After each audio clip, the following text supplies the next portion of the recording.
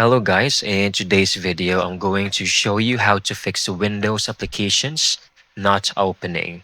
So let's begin. Whenever these applications or the built-in applications fail to launch, corrupted system components may be to blame. So the first step is to always do an SFC scan now. So this scans and restores those components to get your applications working again. So I'll show you. Go over here, click on Windows Start button, type CMD, command prompt, this is what we need, and make sure to run as the administrator. Click on that, and a new window will pop up. You can type SFC Scannow. All right.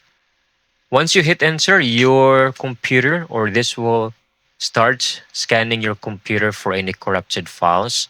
Once it hits 100%, it will show in here that it has found and successfully repaired them. It might take a few minutes.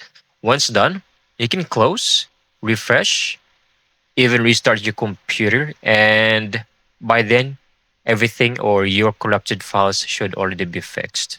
And that's it. I hope you found this video very helpful.